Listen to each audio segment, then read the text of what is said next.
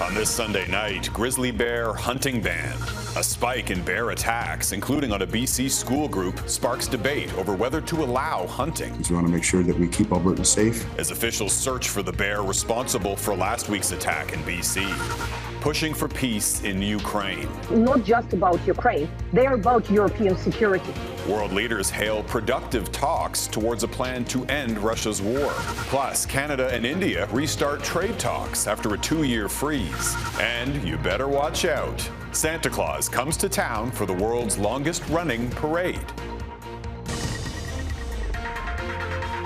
Global National. Reporting tonight, Jeff Semple. Good evening and thank you for joining us. Crews in northern BC are still searching for the bear responsible for Thursday's attack on a school group that sent a teacher and 3 children to hospital. It's the latest in a recent string of grizzly bear attacks and encounters in Western Canada that's now reigniting debate over whether to allow grizzly bear hunting. That practice was banned years ago in Alberta and BC to protect the bear's threatened populations. As Heather Yourex-West reports, the BC Wildlife Federation is now calling for a different approach. With several people in hospital after a grizzly bear attack in Bella Coola, BC, 2 hikers hurt in Prince George, a man in the East Kootenay dead, and a hunter with serious injuries in Cochrane, Alberta. When it comes to grizzly bear encounters, it has been a tragic and frightening few weeks.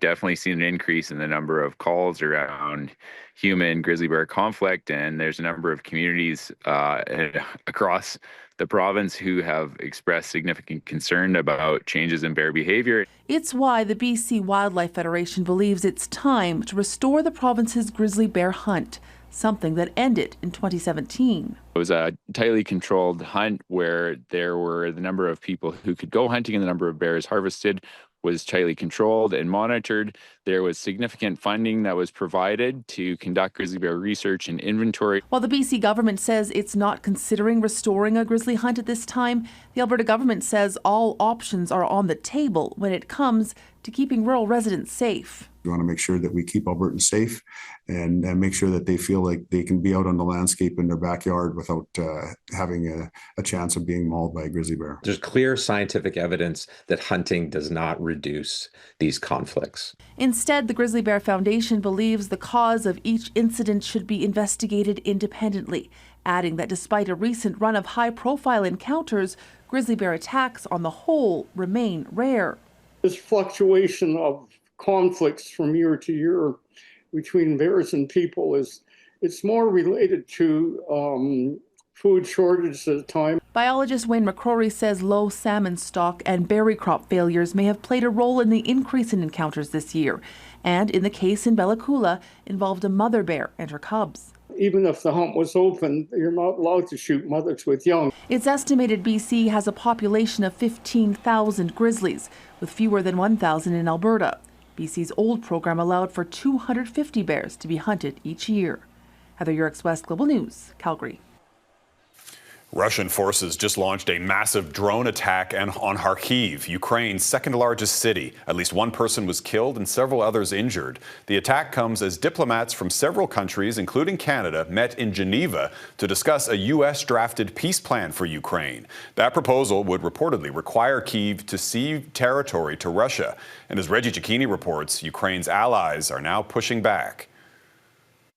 For the Ukrainian president, pressure is increasing from both sides. On one, a relentless forward drive from the Russian military, the other, an anxious American president. Caught in between, the victims of nearly 4 years of war. 1 missile flew in and the explosion happened, this woman says, after another attack on a residential neighborhood, putting more urgency on a meeting to end the suffering. Ukrainian people deserve and want this peace more than anyone in this planet.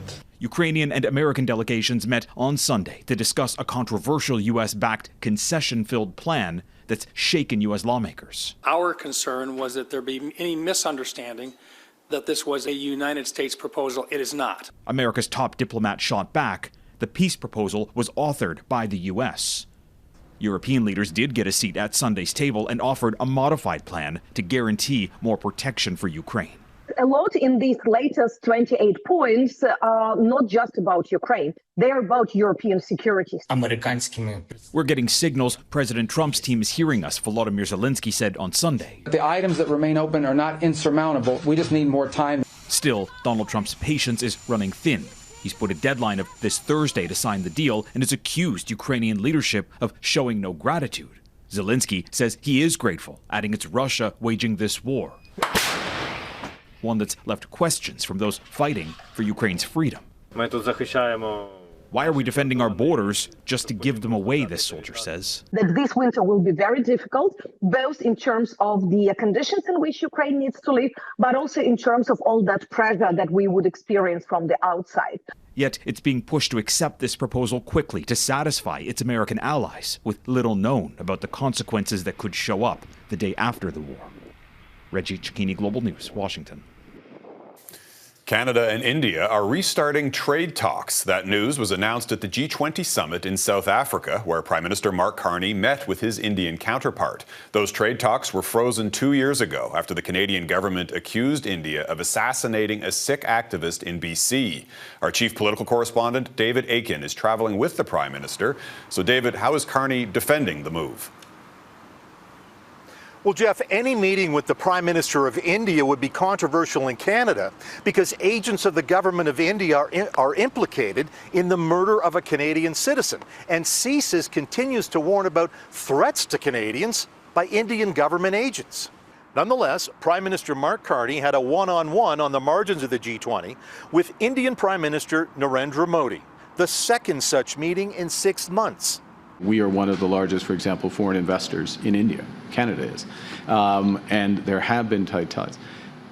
What we're looking to do is to put that on a sound footing through a potential trade agreement between the two countries. Carney believes the unreliability of the U.S. as a trading partner has forced Canada to change its thinking about its place in the world.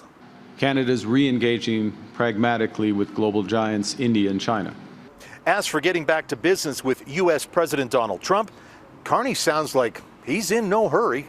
So we're busy. He's got other things to do, and we'll re-engage when it's appropriate. Then there's America's shifting position on Ukraine.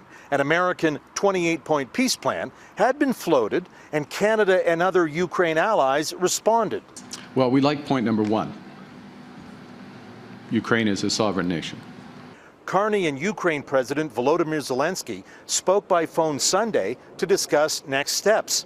Zelensky on social media said the call was, quote, very useful, end quote.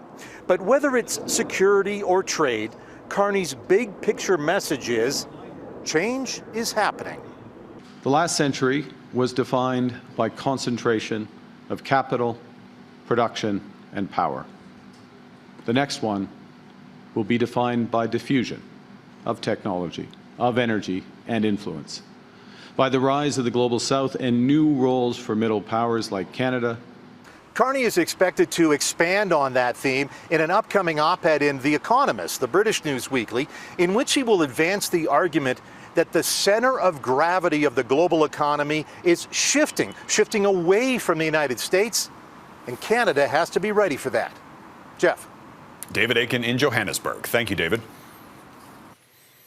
Israel says it killed a senior Hezbollah leader in an airstrike on Beirut. At least 4 people were killed and nearly 24 injured. Israeli officials say the attack targeted the group's chief of staff. It's Israel's first airstrike on the Lebanese capital since June and comes despite a ceasefire that was brokered by the U.S. nearly a year ago. Meanwhile, a senior Hamas delegation is in Egypt to discuss the ceasefire agreement in Gaza. Both Israel and the militant group are accusing each other of repeated violations of the ceasefire. Egypt, Qatar, and the U.S. are mediating that discussion. As the talks were happening, the Israeli military killed 5 more senior Hamas members in Gaza. Israel says a Hamas fighter entered Israeli-controlled territory and opened fire. In Nigeria, 50 children have now escaped from captivity after being kidnapped by gunmen from their Catholic school on Friday. In total, 303 students and 12 teachers were abducted in a remote community in the state of Niger. As Vincent McAviney reports, those kidnappings are just the latest in a surge of attacks on Nigeria's schools. Textbooks strewn across silent classrooms, dormitories emptied of children, a statue of the Virgin Mary burnt. These were the scenes that greeted some of the families of the 302 students and 12 teachers who were abducted from St. Mary's School in central Nigeria on Friday.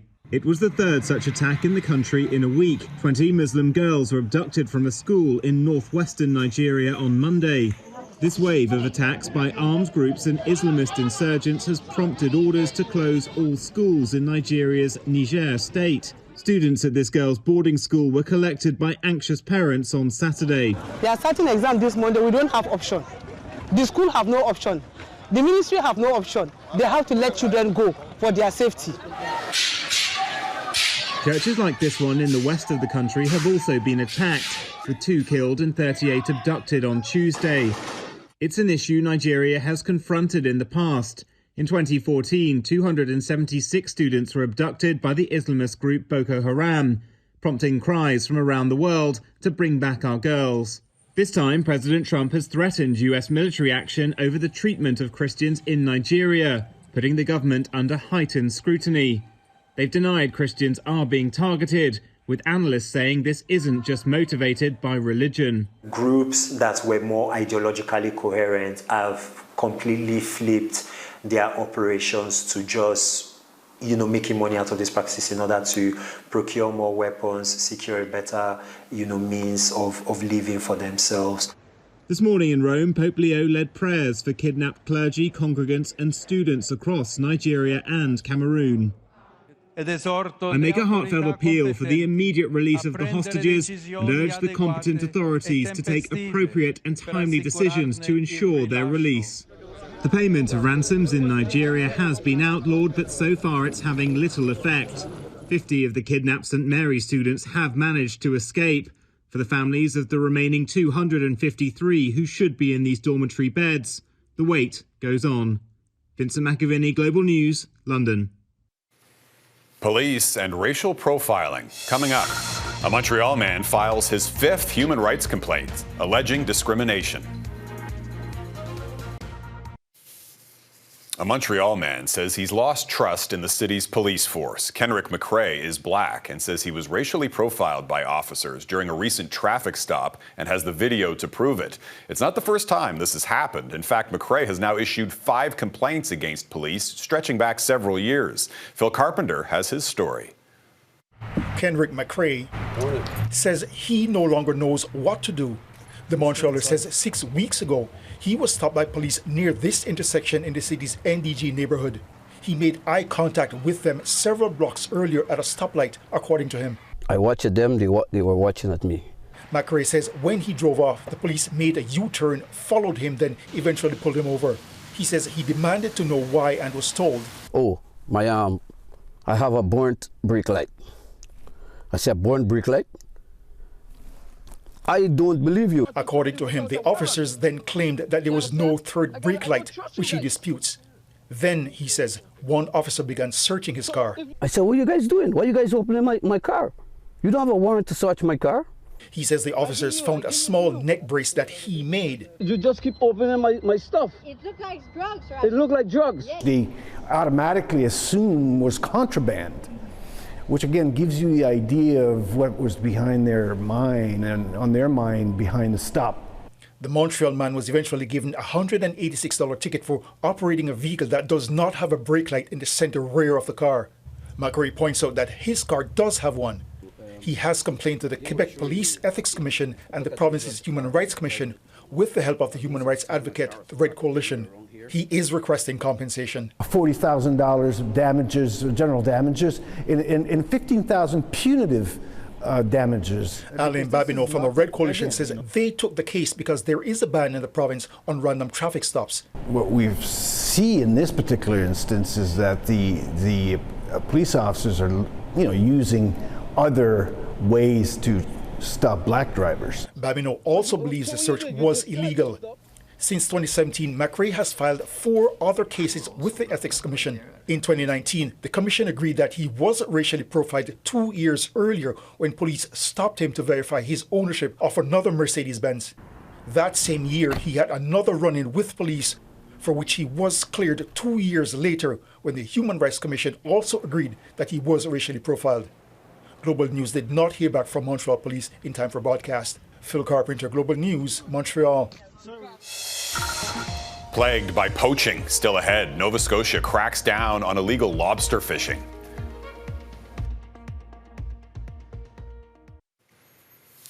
Yoplait Canada has issued a recall for Yop drinkable yogurt over concerns of small pieces of plastic found inside the bottles.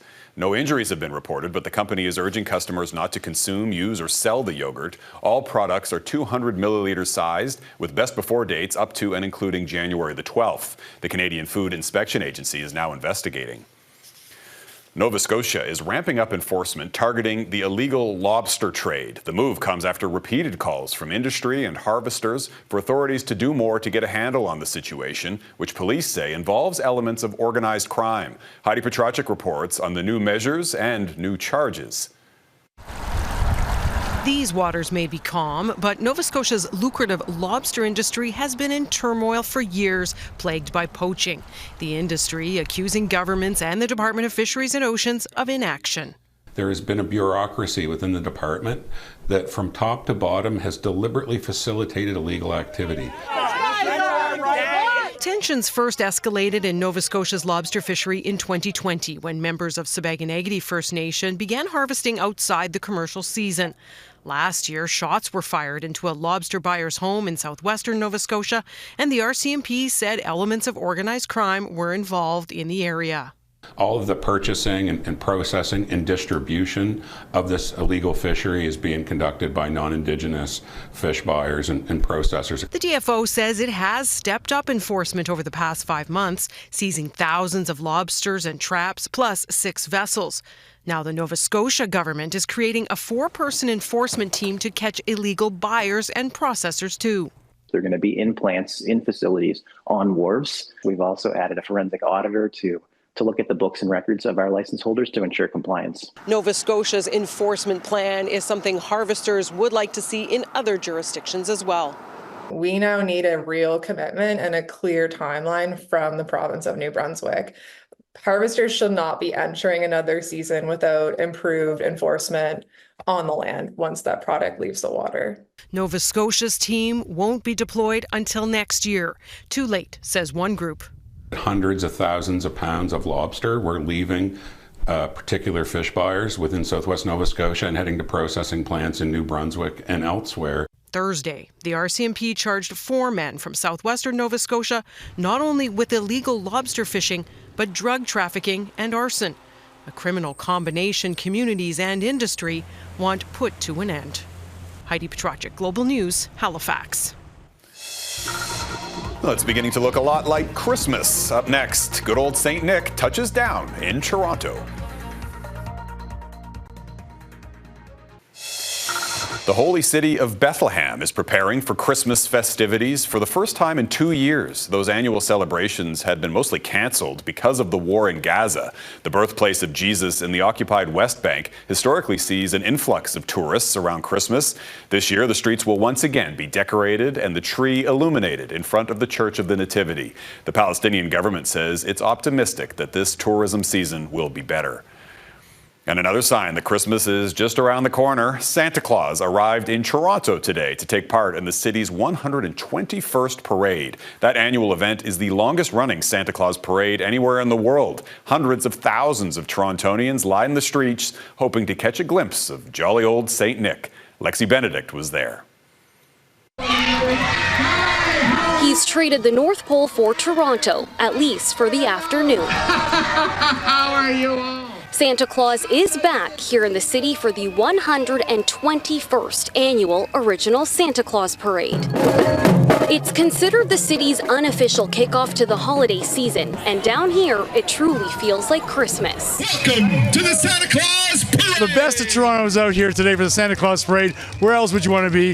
Friends, family, everybody. It's amazing. We have a family of reindeer here. Yes, we do. No, we're doing great, enjoying it, keeping warm with the holiday spirit. I feel it's so exciting to see Santa. You can really feel all of the Christmas spirit in the air, from the marching band to all of these beautiful handcrafted floats, and 750,000 people here on the sidelines, all waiting for the big man in red himself.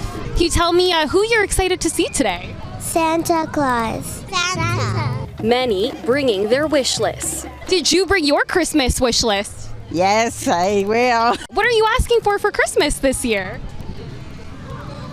A mansion. La Boo Boo. Are we on the naughty or nice list this year? Nice, I think.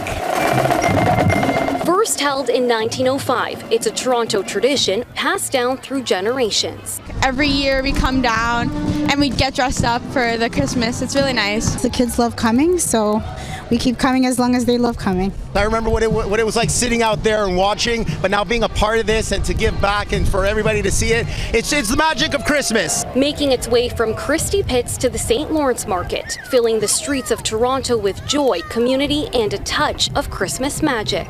Santa Claus is coming to town. Mayor Olivia Chow helped lead things off with a reminder of what this season is all about.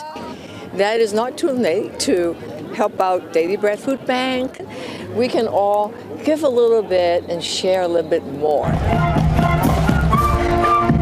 Lexi Benedict, Global News. And 1 month left to procrastinate my Christmas shopping. That is Global National for this Sunday night. I'm Jeff Semple. Your Canada is going global this week. We're showing you pictures of Canadian pride we've received from all over the world. Tonight we're showcasing Zermatt, Switzerland, Kampala, Uganda, and Canada House in Normandy, France. Keep them coming. Email your pictures of Canadian pride from wherever you are to globalnational@globalnews.ca. Thanks for watching. Donna will be back with you here tomorrow. Have a great night.